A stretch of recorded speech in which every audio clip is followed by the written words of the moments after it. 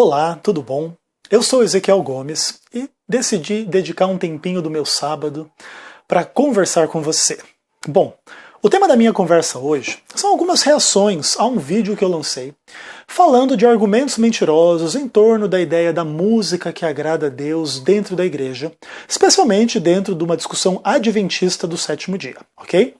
Eu entendo que esse assunto é um assunto polêmico, complicado, até pelo fato de que a Bíblia não é absolutamente explícita e clara para falar dele em termos técnicos musicais, e isso acaba abrindo espaço para que a igreja contenha e inclua pessoas que pensam diferentes a respeito desse assunto.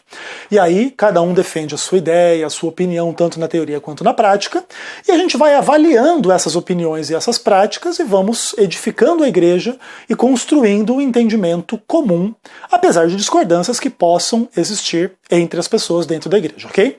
Então o que acontece? Muitas pessoas ensinam questões sobre música dentro da igreja, e eu sou bastante interessado nesse assunto, e fui conhecer materiais a esse respeito, e encontrei aquilo que, na minha opinião, são muitos argumentos mentirosos, equivocados, que não são bíblicos, para ensinar meia dúzia de coisas a respeito desse assunto.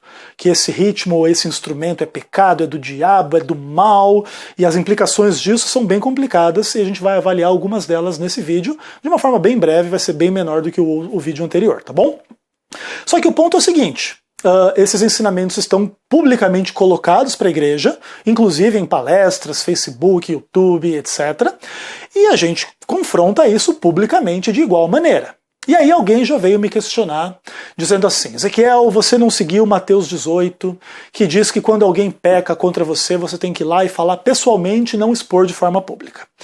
Veja bem, Mateus 18 fala de uma questão pessoal, e eu não estou lidando aqui com coisa pessoal, eu não estou brigando, você que falou mal de mim, não sei o que, vou lá te perseguir, vou usar o Facebook, vou usar o YouTube, qualquer coisa para isso. Não tem questão pessoal aqui.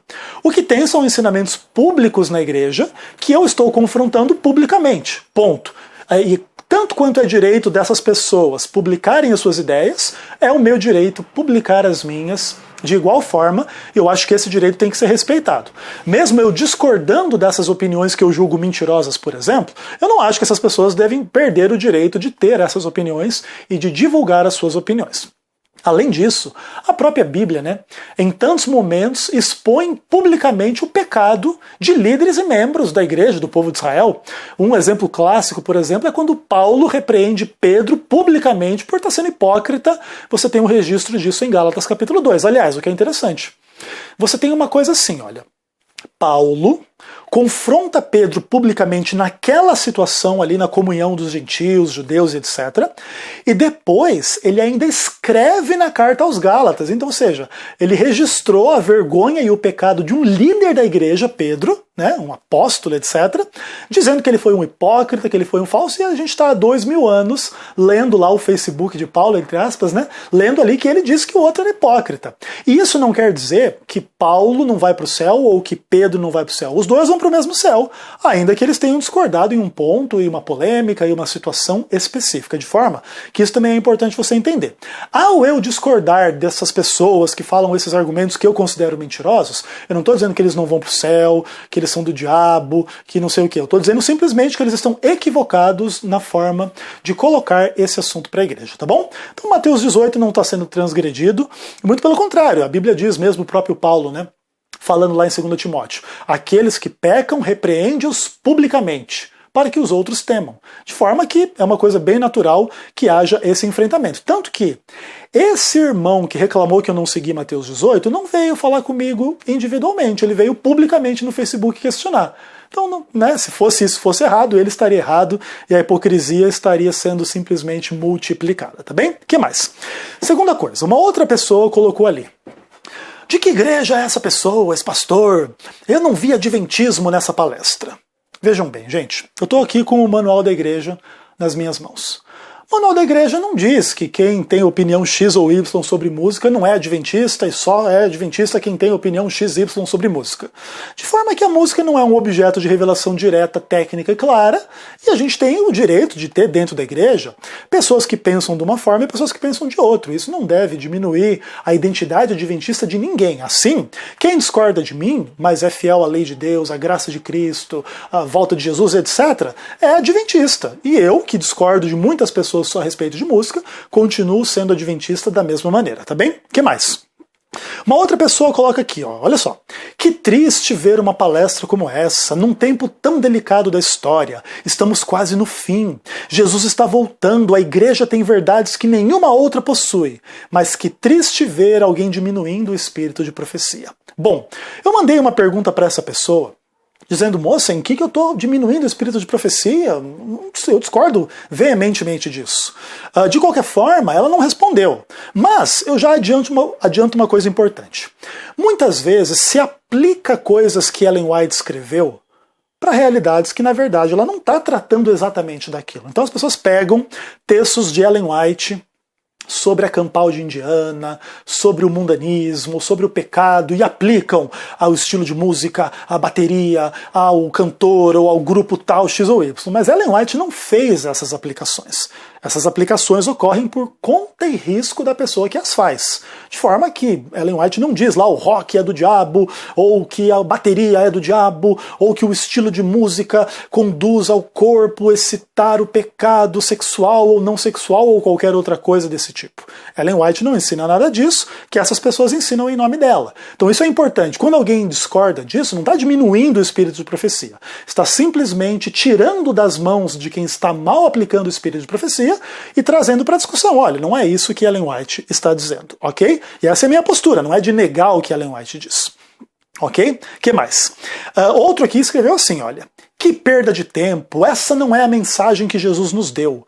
Onde já se viu pregar contra membros da própria igreja? Tempo desperdiçado.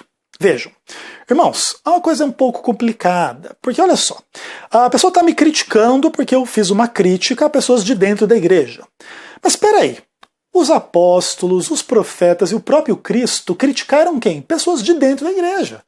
Não sei se você sabe, mas fariseu é membro da igreja, povo de Deus, povo de Israel, e Jesus foi lá e criticou os fariseus. Ai de vós, fariseus hipócritas. Então eu imagino que esse camarada aqui, se tivesse o Facebook de Jesus na época, iria dizer, onde já se viu alguém falar contra o membro da igreja, que é o fariseu ali, que está tentando seguir a lei de Deus, dar o dízimo, guardar o sábado, ser fiel na música, no sexo e em tudo mais. Então vejam, a questão aqui de você não poder confrontar o membro da igreja, o membro da igreja agora virou Deus, ele não pode ser questionado, ele está certo em tudo, e se for assim, você não pode me questionar, porque eu sou membro da igreja, amigo. Então você não pode me questionar, você não pode dizer que é perda de tempo. Então veja, a incoerência é absoluta. Então quando eu falo mal da sua ideia, que coisa mais pecado, mais errada. Mas quando você fala mal da minha ideia, não, aí você está fazendo a obra santa e maravilhosa do Senhor Jesus, né?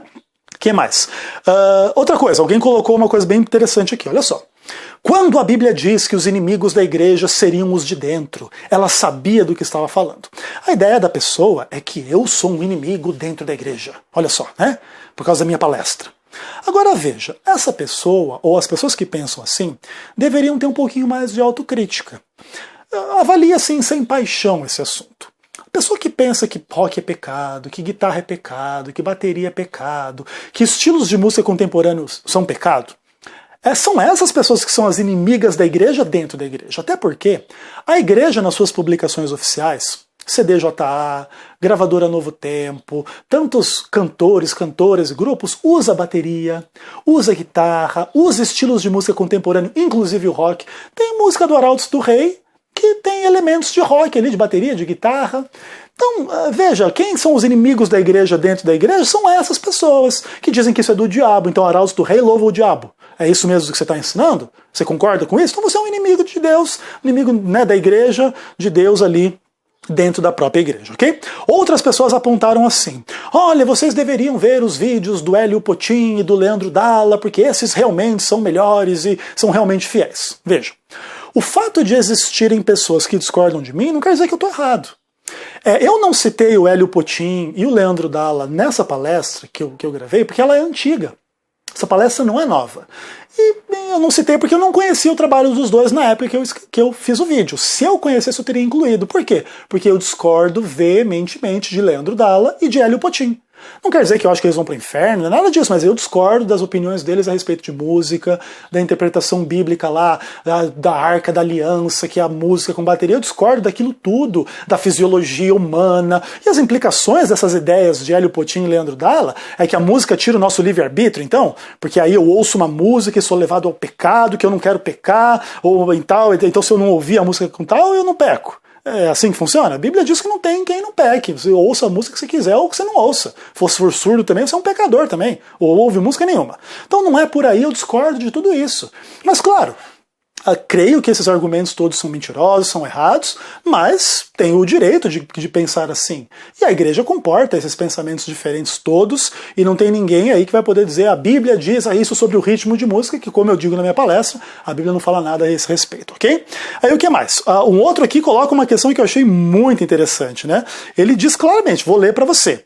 A bateria e a guitarra são tão diabólicas como a santificação do domingo. Bom, o camarada faz essa afirmação, mas na Bíblia ele não diz. Aqui a Bíblia diz que a bateria é do diabo, aqui a Bíblia diz que a guitarra é do diabo. Ou seja, assim, essa aplicação é uma coisa da cabeça da pessoa. E eu não tenho compromisso com a cabeça das pessoas. Assim como você não precisa ter compromisso com a minha cabeça, mas eu tenho compromisso com a palavra de Deus.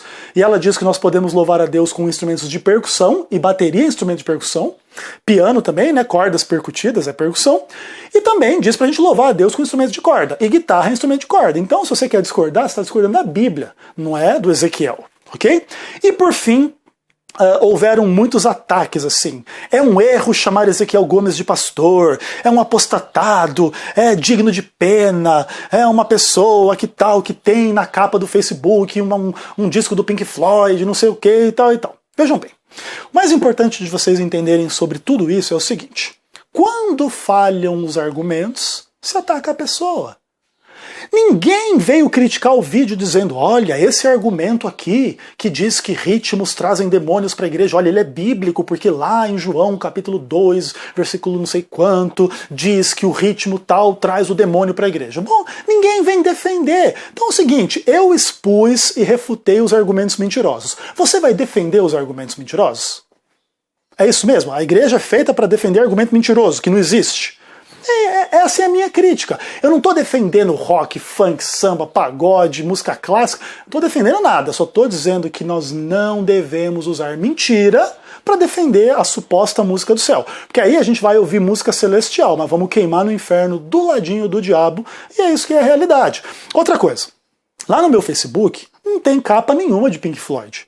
O que tem lá é uma capa de um triângulo que é um prisma, com umas questões lá, mas aquilo não é Pink Floyd. Aliás, por mais que o Pink Floyd tenha usado o símbolo do prisma ali, o prisma ali não é a capa do CD do Pink Floyd. E ainda que fosse, o que isso quer dizer? O que argumento mentiroso se torna verdadeiro porque tem uma capa do Pink Floyd em qualquer lugar? Nenhum.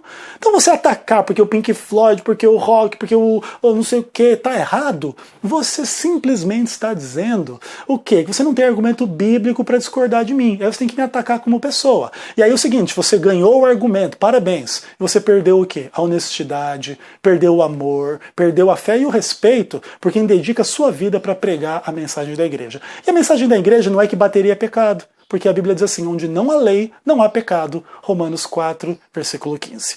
Um abraço e um beijo no coração de vocês, do Ezequiel Gomes. Feliz sábado a todos.